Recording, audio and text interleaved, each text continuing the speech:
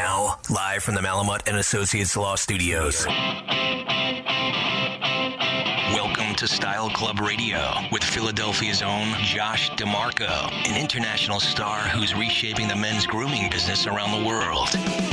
Men's grooming is more than just hair, right? It's you know, there's a great saying, and it's so simple, and it really is so simple. If you look good, feel good, you do good.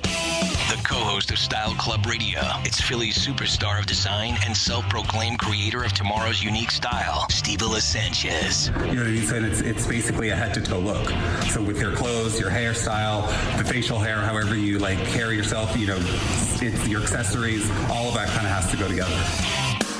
This is Style Club Radio with Josh DeMarco, Steve Sanchez, Michelle Miller, and friends from around the fashion globe. Presented by True Beauty Concepts, one of Philadelphia's most iconic providers of everything style. And now, Style Club Radio. Style Club Radio.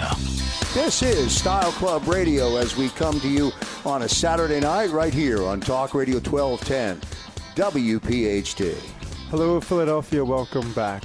I know we've been giving you guys a lot of really great weeks of radio. You're welcome. Again, I want to introduce my co-host, my amazing co-host, and our... We still don't have a name for you. On-air producer. No, we need something better than that. But anyway, without further ado, Steve Allah, sorry. Hello. Hi. Yeah, it's your fashion-obsessed friend, Steve Allah. And then I'm supposed to, which I love doing now, is introducing the fabulous Michelle Miller. Hello, everybody. Hey, Mish. Hi. All right, so guys, if you're just tuning in, we have a great guest tonight. It's someone I got to spend a little bit of time with a couple weeks ago. We're going to talk about that. Well, we're going to get to her after the first break, but Steve, I don't know what you want to really talk about tonight, or Michelle, but it's something that kind of, the word triggered is really big these days, and something that kind of triggered me the other day. I thought it would be really nice to banter about this. Okay. I was cutting someone's hair, and they said, did you see when you voted at the local elections? Yes. There was like a question that was kind of hidden, and it said, should the word councilman be changed to council person? But I didn't even see the question, and I voted. For once, I actually voted. And why did this trigger you, Mr. DeMarco? Because I feel like, why would you have to change it to council person? Because now there's women that are council people. But the word, just because the word man is in a word, does it necessarily mean that it's man? It's like it's a record, like election, right? That there's so many council women. Yeah. Right? I mean, well, it was bigger than that. It was also like somebody else said, like the word history. People want to change the way they pronounce that because his is in it, so it's his story. So like it got me just thinking about all these words that kind of offend people. Well, I honestly feel if they change anything, they should just change it to cancel peeps. Let's make it more modern and more street and more fun. Like, why does it have to be so serious? I mean, Michelle, what do you think? I like the word council person. I think it's important to give kind of weight to a title as big as being someone in city government that runs entire districts. Bigger than that.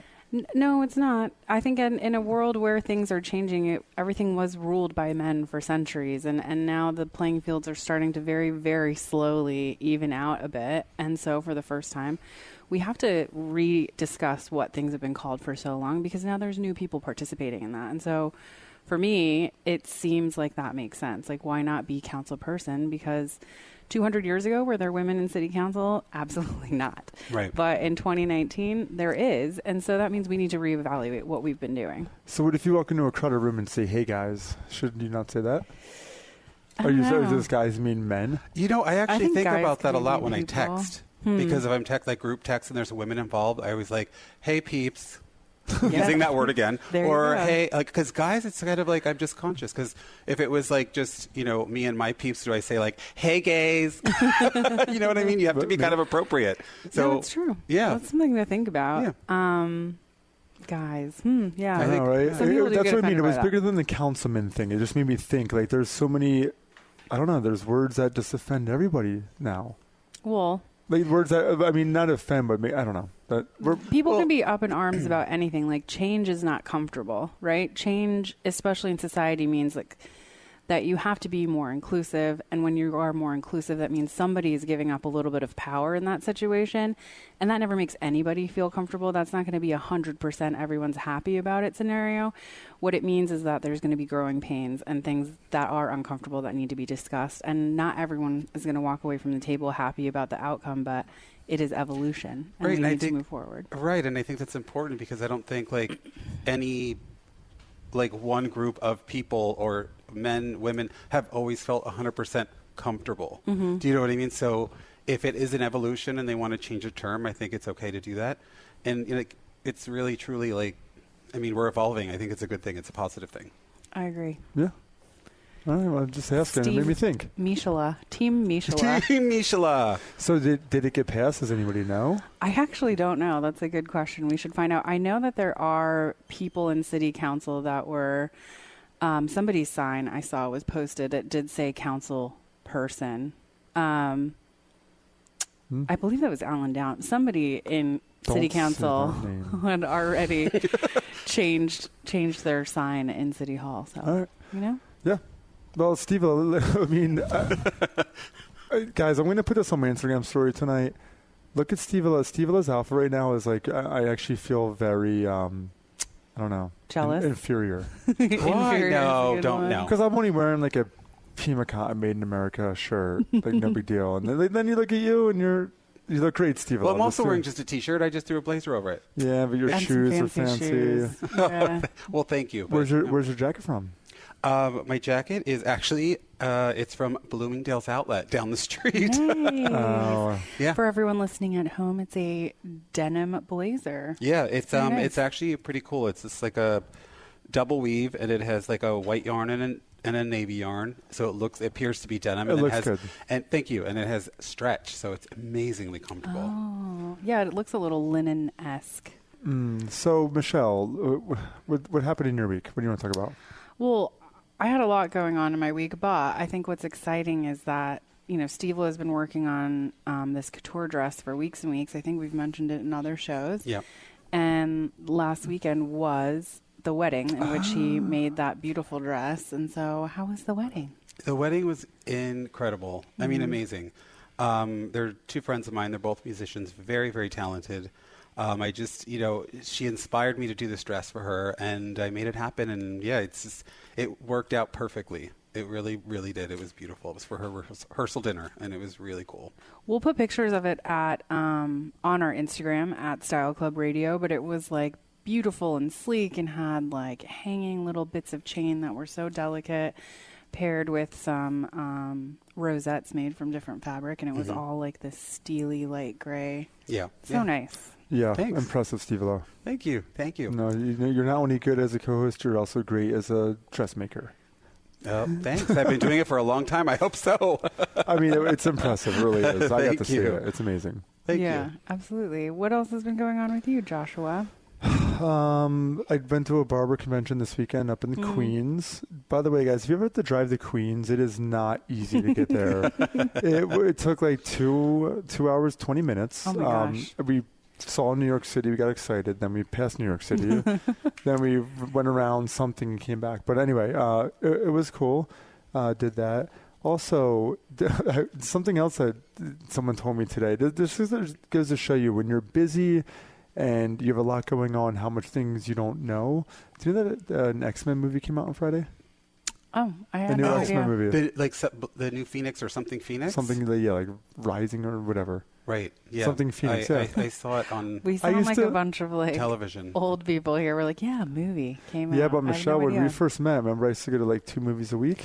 Yeah, but you know what's Seriously? different in I this really did. world is that younger people, and I like to include myself in that demographic. Well, you Don't- look at it because we're going to find I out know why. because About soon. Face is my favorite place, but we don't watch TV like we used to. So it's funny, when I used to watch a lot of traditional cable, I always knew what movies were coming out because there was constantly commercials updating you. Nowadays, we are what they call cord cutters, Josh and I. We don't have traditional cable in our home. Everything we watch, we stream, which means no commercials, which weirdly enough means we are out of the loop on some things that seem very relevant to a lot of pop culture people because we're not watching, know, 15, 30, 40 minutes of commercials a night like everybody else. I mean, I noticed that even like knowing when new shows, like new seasons are coming out, I have no idea. They just kind of pop up because I have the same thing. It's just streaming.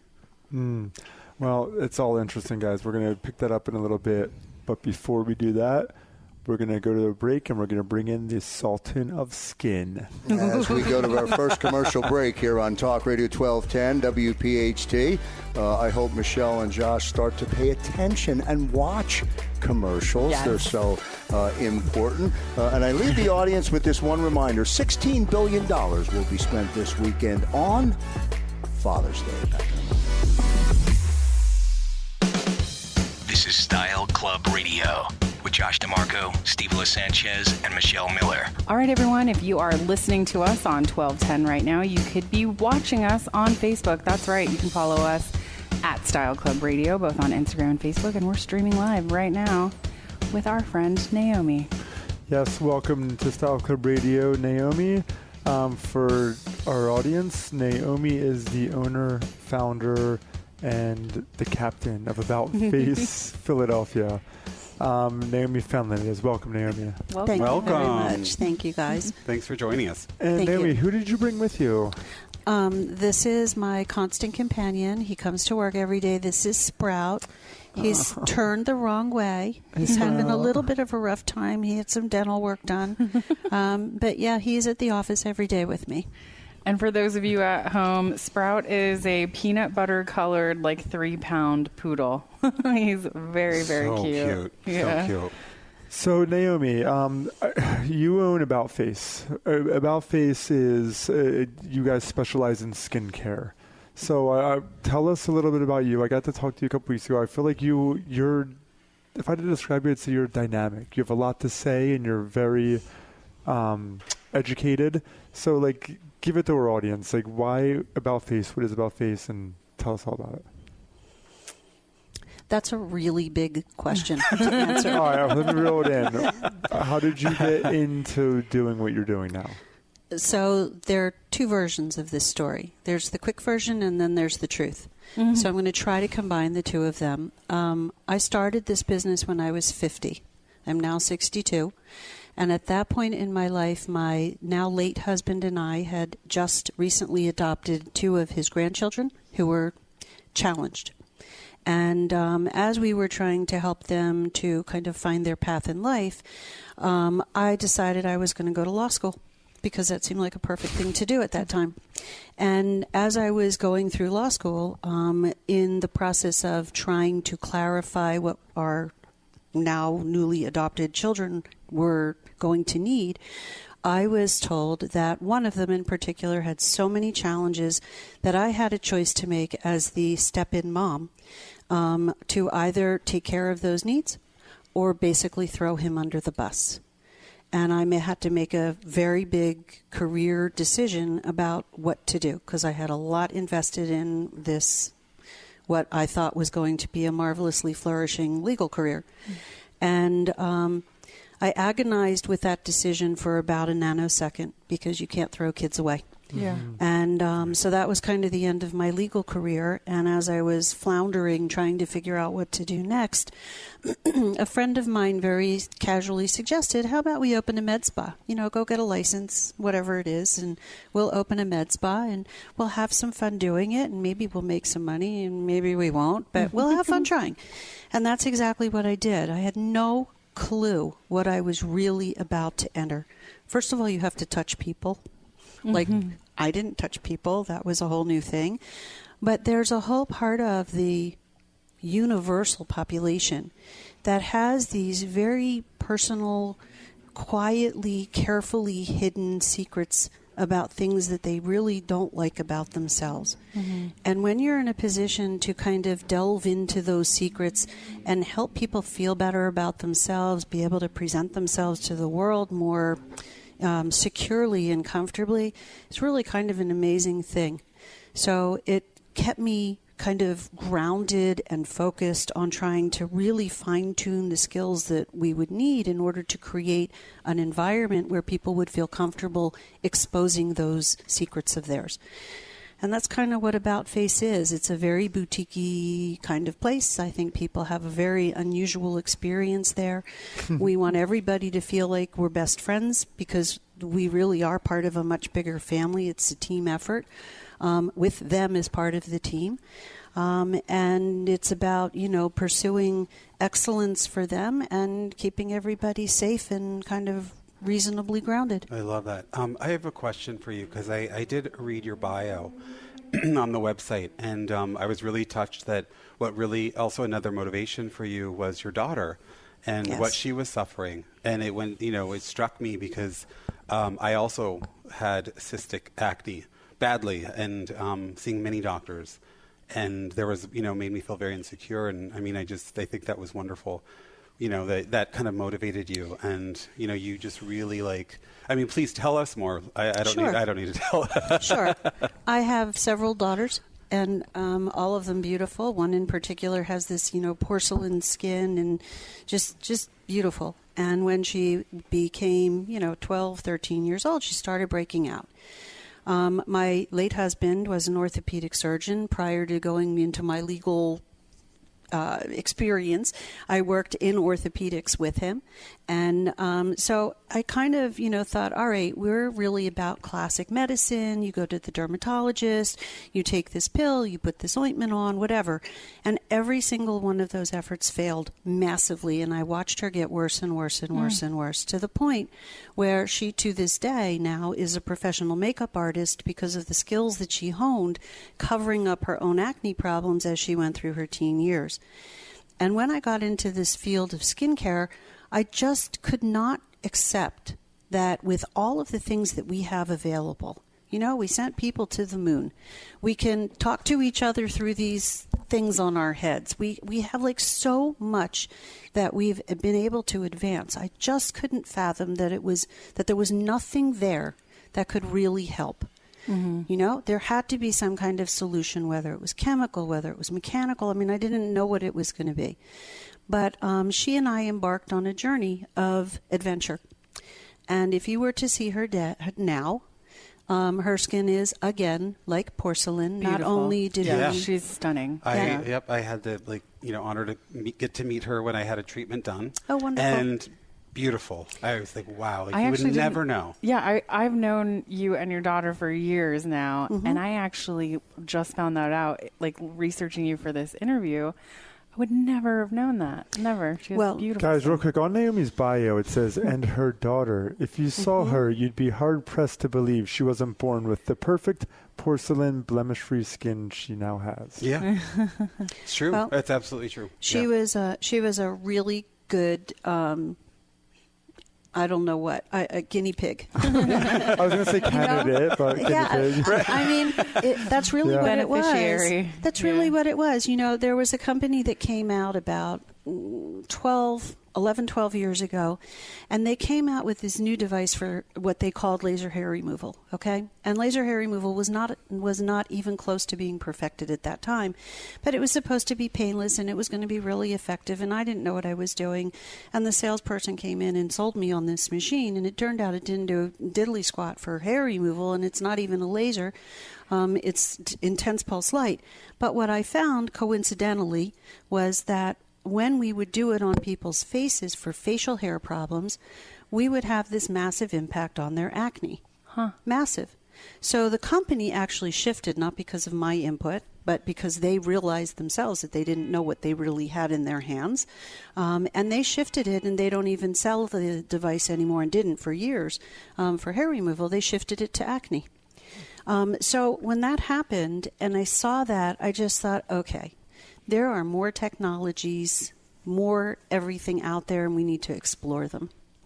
And I will say, when you look up About Face skincare, some of the before and afters of people's skin that you've treated that had very severe acne, and I'm saying as bad as you can get, and what you've been able to do to take them into the after, it's miraculous. But working with you guys, too, I've been able to see, how seriously you take your practice and everything you do, and the spectrum in which you treat people, from your everyday skincare all the way to, really intensive, technologically forward medicine, really at, the peak of what's going on in the industry, and being able to mix and do whatever is needed case by case is pretty fascinating. Pretty amazing. I wish I knew you back then. No, because it was intense for me. I mean, I had cystic acne throughout on my back. I was a swimmer for many years, competitive. So I was like literally standing in front of everyone in a Speedo. And, but then it was so painful on my back that I couldn't even lean up against a chair, but I would have to stand in front of everyone getting ready to compete. And I would just have these monstrous pimples on my back. It was crazy. Well, that's the fun of what we do. There's a lot of stuff that is just sort of, cookie cutter. We do this on, you come in, you have a wrinkle across here, you get your neurotoxin. Okay, no problem. It's those people whose lives we can really, really impact. And I don't mean that in an arrogant way. I mean that in a really humble way, because the body itself is this incredible self-healing machine if it's given the tools that it needs in order to promote healing. And so you just have to kind of pull all of those bits and pieces together to come up with a program for somebody. That's why I go to work. I go to work for those people. Yeah. I love that. That's incredible. And it is the reason why I continue to go to work, because it's a really gratifying thing to go home at the end of the day and go, you know what? That 17-year-old boy walked in here. He couldn't look at me in the face. He wasn't smiling. He was, sort of pallor. And now he walks in and he's like, hey, Naomi, give me a hug. And you see these transformations. And it's the combination of everything. It's the combination of the patient's commitment to what we're doing, our commitment to them, chemistry, physiology, physics. It's all of this stuff that comes together in this really neat combination that keeps us coming back and patients coming back for more. Right. Well, guys, we just scratched the surface with Naomi from About Face. We're going to take a quick little break. We'll be back after this. I'm Josh DeMarco. This is Style Club Radio.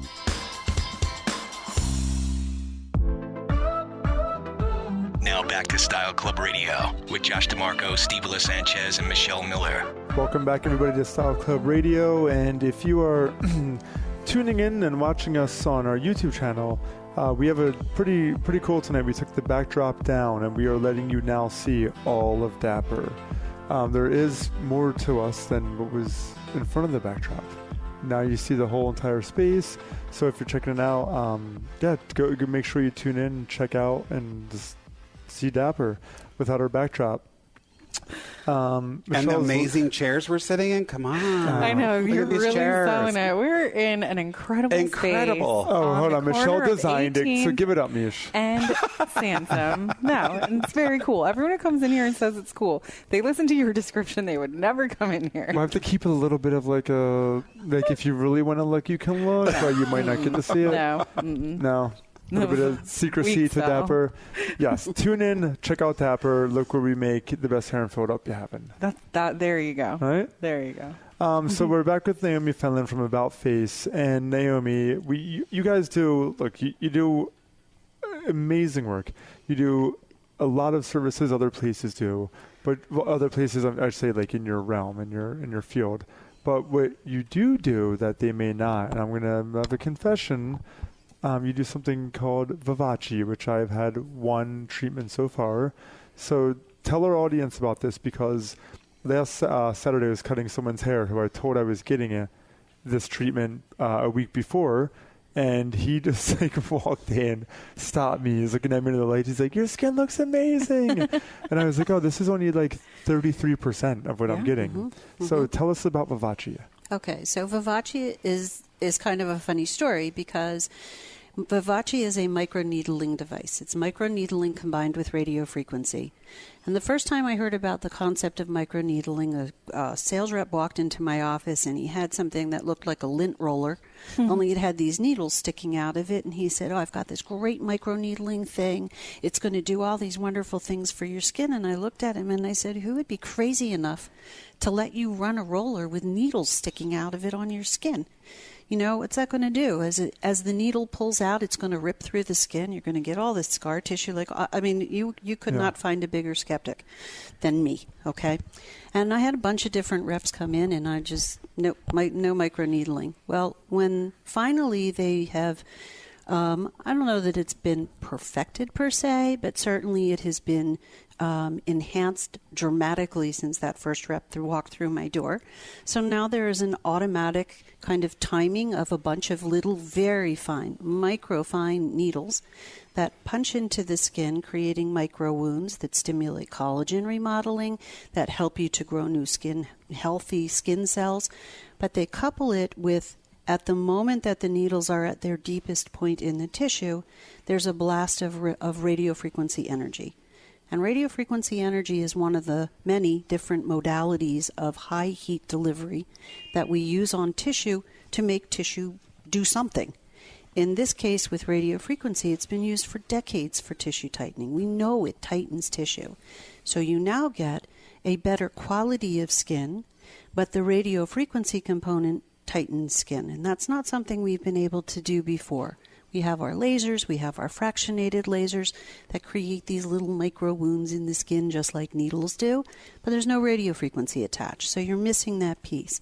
And I found that once the technologies kind of caught up with what my expectations are of what I'm able to deliver or what my office is able to deliver, that's the point at which I just have to find the best mechanism. You know, what's not going to give my staff carpal tunnel doing a repetitive motion over and over again? What's going to be comfortable enough, you can test, talk to that, to get through, because you can have the greatest treatment in the world. If it's too painful and nobody can sit through it, what good does it do? So it's been a huge, huge adjunct. It treats acne. It treats acne scars. It treats stretch marks. It treats texture, large pores. It treats so many different things, it's not even funny.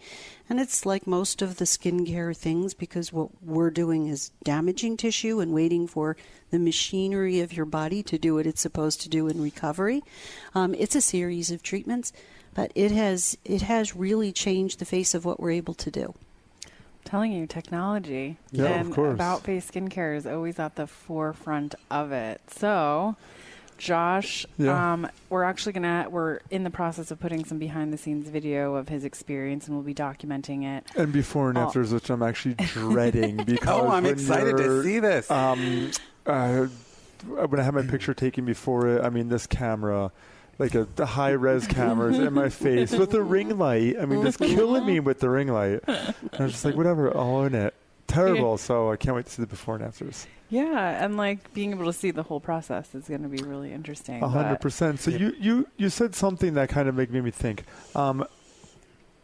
We had a guest on earlier, like a couple weeks ago, Kelly from Forever Valentine Beauty, and she said something about you cannot get your eyebrows done at salons anymore because of the regulations now. So I feel like a lot of people don't really realize when you talk about micro needling, like set the audience straight, because I think some women or men might think they can just get this done at their salon. Okay, so there are the things that salons can do, things like waxing.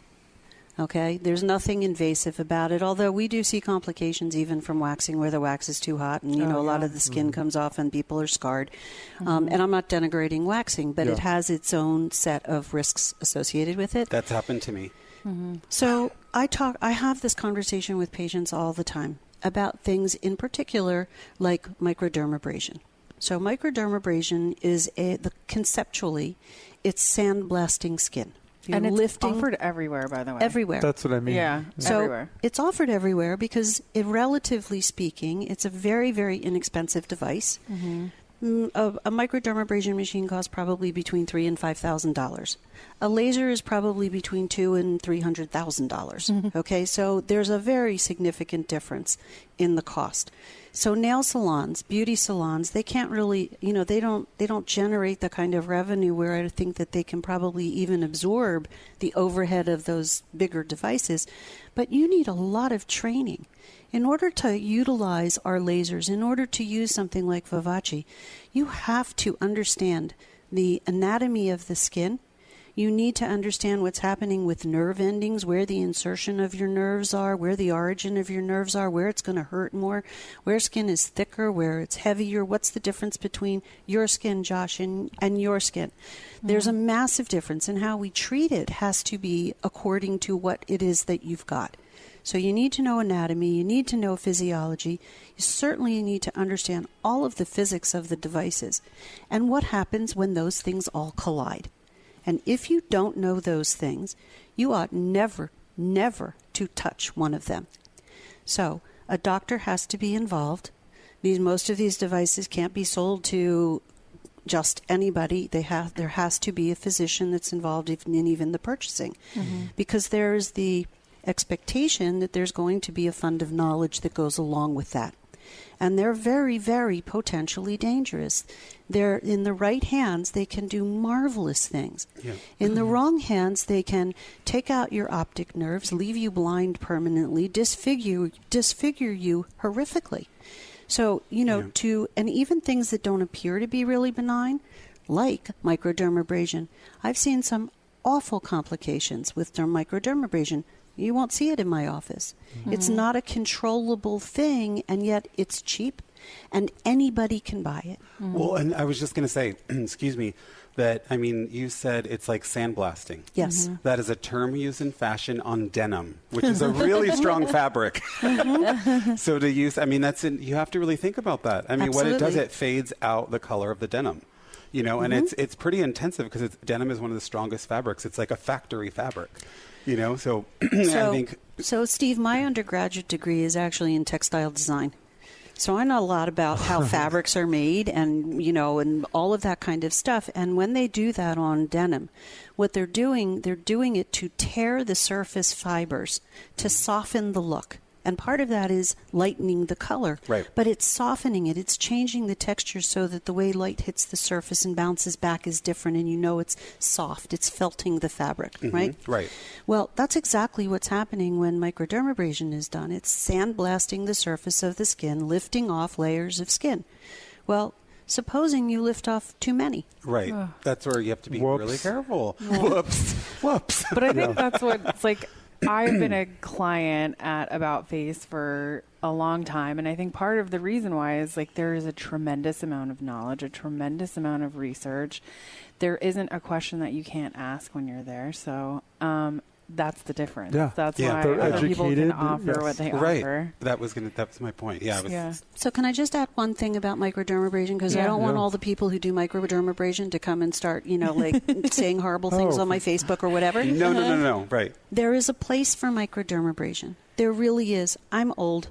I have old hands. I have old elbows. You don't look old, Naomi. Not even a little bit. I am. And you guys talk about, the younger population. I'm like, oh, those were the days. But, so there is a place for microdermabrasion, but it has to be used really judiciously. We have better things, so I don't need to have microdermabrasion. Yeah. The problem is that it's in the wrong hands. Almost every single active acne patient that I see for a consultation comes in, and when I ask them, okay, so, run the list of all of the things that you've already tried for your acne, microdermabrasion is on that list. The number one contraindicator for microdermabrasion, is active acne. Yeah. Okay? Yeah. It's in the hands of people who don't know enough about tissue, and that's the problem. Yeah, right. So uneducated. Well, Naomi, you are educated. You do amazing work. Guys, I love before and afters. Check out their site. We're going to plug in a second. We're going to take a quick little break, and you know what? There's just too much to talk to Naomi about, so we're going to bring her back for a third segment. We'll be back right after this. I am Josh DeMarco. Exactly. I'm Josh DeMarco. This is Style Club Radio.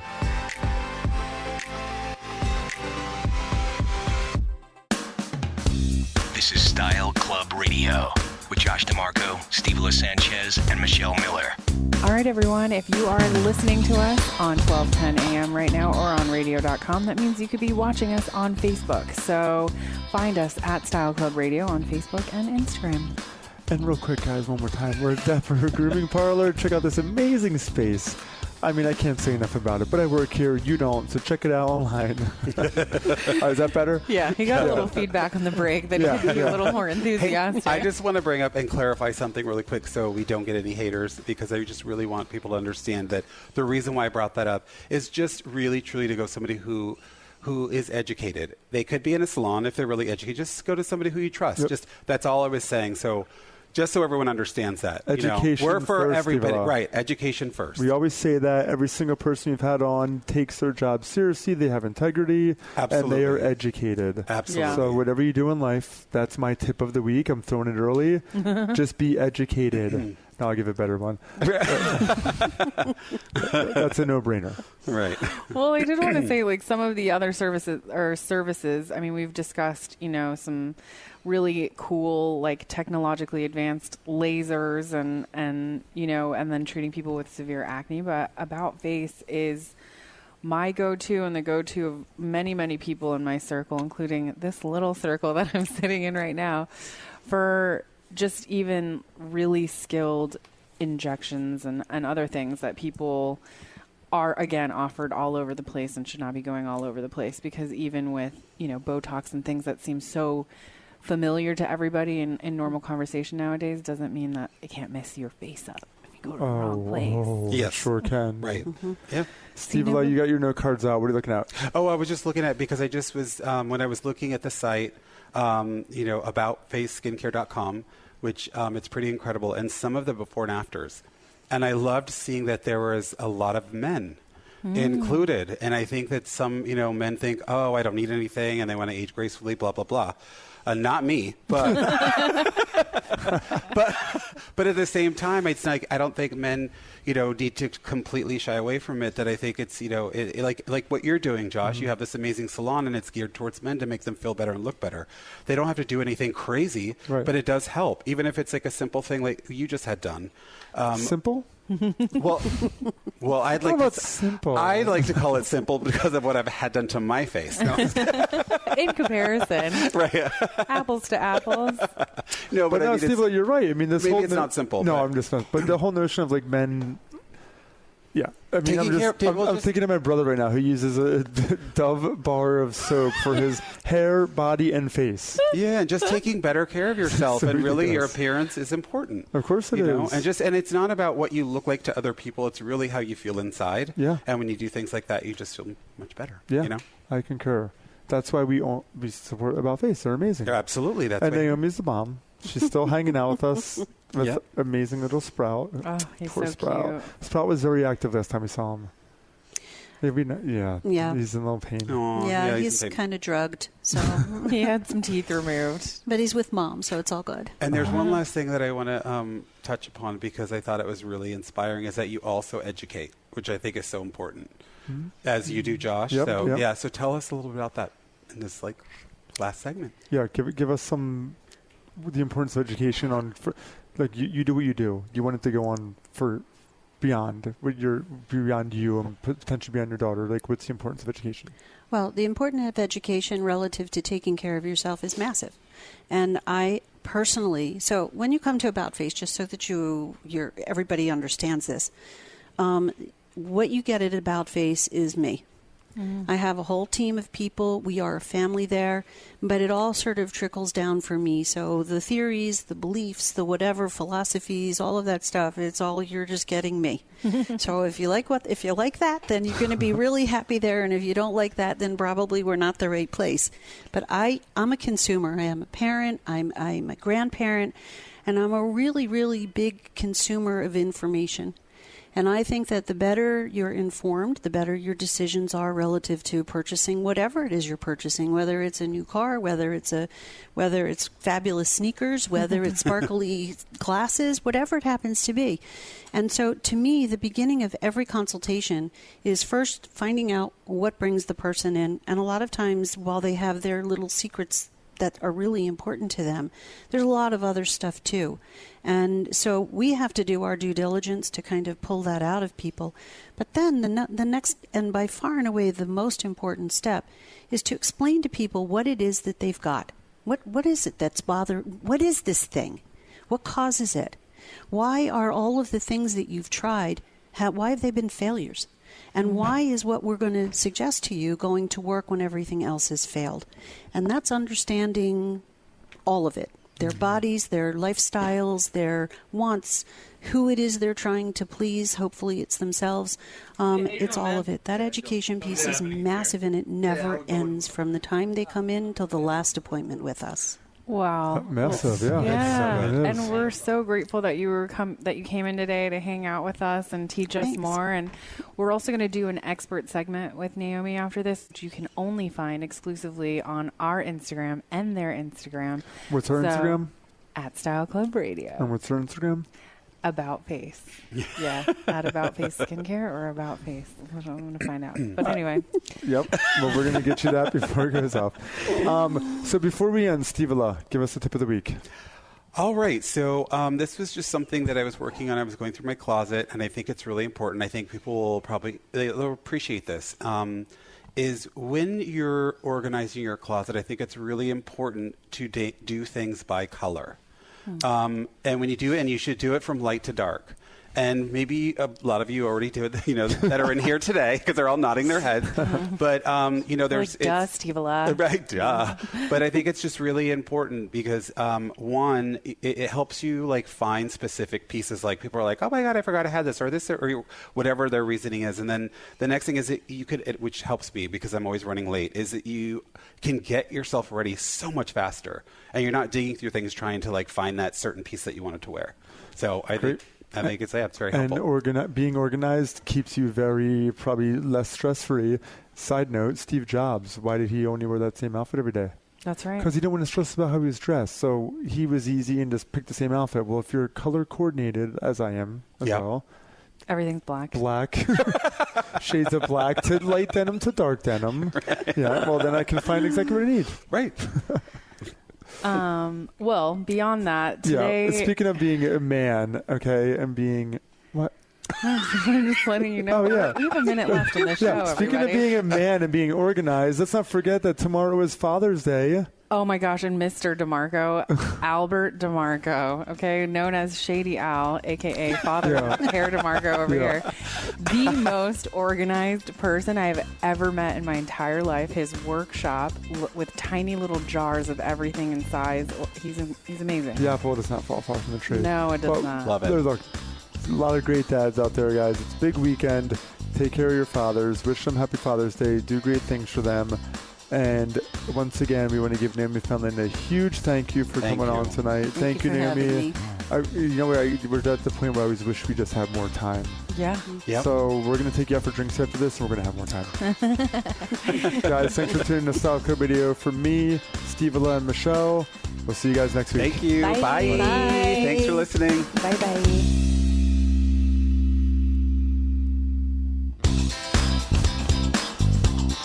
This program is a paid commercial announcement and in no way represents the views of WPHT or its management.